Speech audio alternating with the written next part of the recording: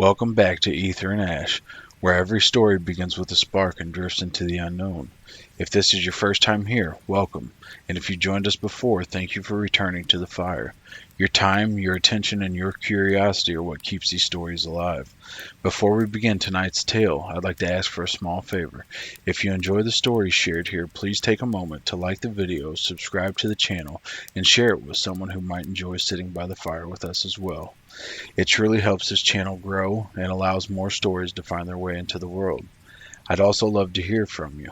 When the story ends, leave a comment and let me know what you enjoyed, what stood out to you, and even what you think could be improved. Your feedback helps shape the stories that come next. Now, settle in, let the world grow quiet, and let the embers glow. Tonight's story begins now. When the smallest egg in Cresthaven Academy finally cracked open during the hatching ceremony, everyone expected a dud. Instead, a fluffy, wide-eyed baby phoenix chick tumbled out, chirped once, and immediately set the arrogant top student's griffin's feathers on fire with a single accidental sneeze. Mira had never won anything in her life. She was the kid who showed up at Cresthaven Academy because the village elders needed to send someone, and she was the only orphan left after the last storm. No fancy bloodline, no stories of legendary beast masters in her family, just calloused hands from farm work and a habit of keeping her head down. The academy was built on a massive floating island chain, linked by crystal bridges, surrounded by endless sky and storm clouds. Every year on Bonding Day, 14-year-olds received one egg from the sacred nesting caverns below. The eggs came from all over the world: phoenix nests in volcanic peaks, griffin eyries in mountain spires, kitsune dens in misty forests, leviathan eggs from deep ocean trenches, even rare moon hare burrows under lunar craters. The beasts that hatched were as varied as the students, some majestic, some terrified, some downright weird. Most students dreamed of getting something flashy. Mira just hoped hers wouldn't die on day one. The ceremony happened in the grand atrium, a domed hall with open sky above and a mosaic floor that shifted like living water. Headmistress Alara called names. Eggs descended down on glowing vines. Riven Voss, the Academy's golden boy, son of 3 generations of guardians, got a massive griffin egg. When it hatched, the eagle-lion hybrid burst out fully feathered, wings spanning 10 feet, talons sparking lightning.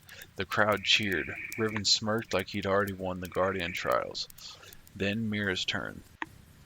Her egg was pea-sized compared to the others, dull brown with faint silver flecks. When she touched it, it vibrated weakly.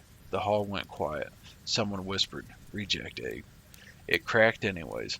Out tumbled a tiny phoenix chick, barely bigger than Mira's fist, fluffy down instead of flames, big curious eyes blinking in confusion. It peeped once, sneezed, and a puff of harmless ember sparks singed Riven's griffin tail's feather.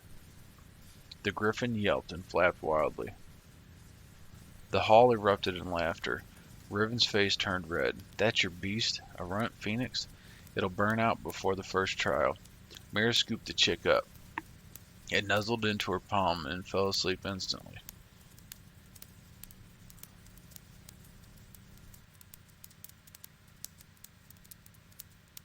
She named it Ember because even if it was small, it had a spark.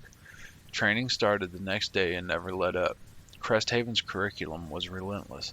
Dawn flights for those with flying beasts, elemental drills, obstacle courses over chasms, mock battles in the arena of storms. Students bonded with their beasts through shared exercises, feeding, grooming, syncing movements until they could fight as one unit. Riven and his griffin, named Stormclaw, dominated everything. They soared through aerial gauntlets, shredded practice dummies with lightning talons, and intimidated every other pair. Riven made sure everyone knew Mira and Ember were the weakest link. He'd fly past during drills, laughing, "Careful, farm girl. Don't let your candle bird melt." Ember couldn't fly yet, couldn't produce real fire. Mostly just hopped around, chirped, and occasionally sneezed, sparking sparks that singed Mira's boots. In the first group drill, Ember got stuck in a mud pit while everyone else cleared obstacles. Mira had to carry the chick the rest of the way. The instructor sighed. Classmates snickered, but Mira refused to quit. Every night after curfew, she snuck to the lower cliffs with Ember.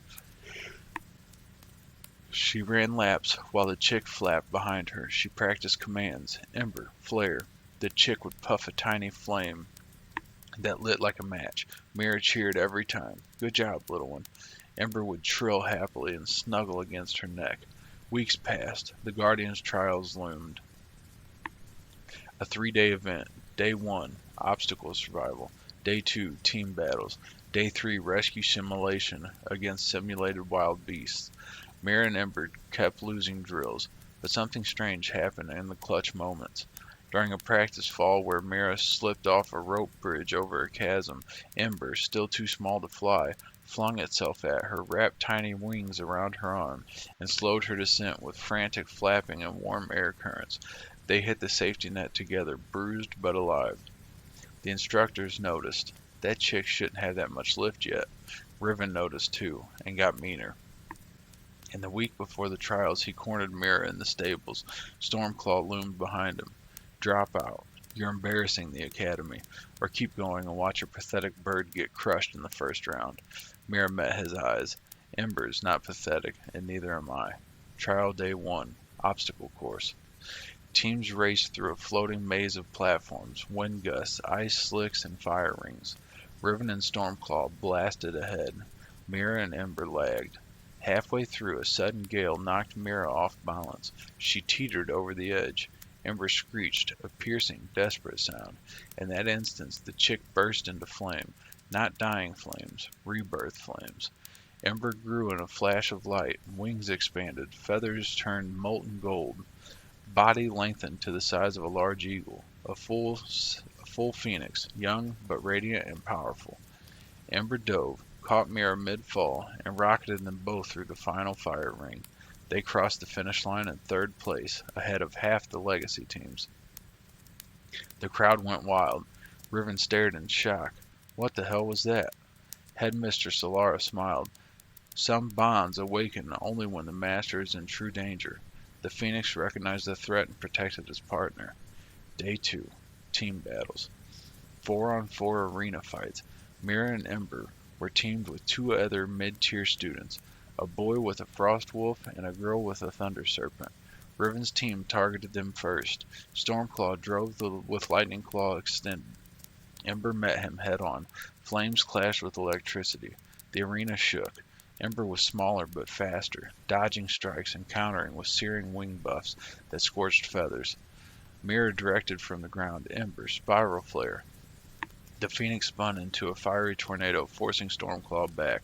The other beasts piled on. Frost Wolf froze the griffin wings. Thunder Serpent shocked it. Ember finished with a point-blank rebirth burst. Harmless to allies, devastating to foes. Riven's team lost their first match. Day 3. Rescue Simulation. A massive illusionary storm beast rampaged through a mock village.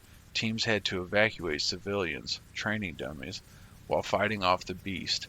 Riven charged in aggressively, trying to solo the creature for glory. Stormclaw got overwhelmed, pinned under rubble. Lightning spent. The beast turned toward Mira's team.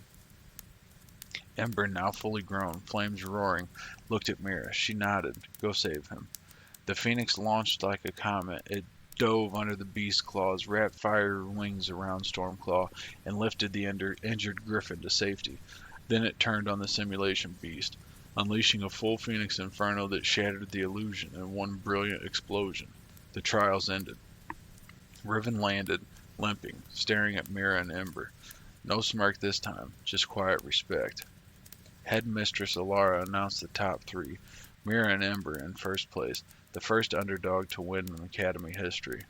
As the island celebrated, Mira knelt beside her Phoenix Ember, back to the chick size now that the danger passed, hopped into her arms and chirped softly. You saved everyone today, Mira whispered, including the guy who hated us. Ember nuzzled her cheek. From that day forward, no one called Mira the farm girl or Ember the runt. They were the unbreakable bond. Proof that the smallest spark, when protected fiercely, could become the brightest flame. And Cresthaven Academy never forgot. True power isn't in the egg you hatch, it's in the heart that refuses to let it fail.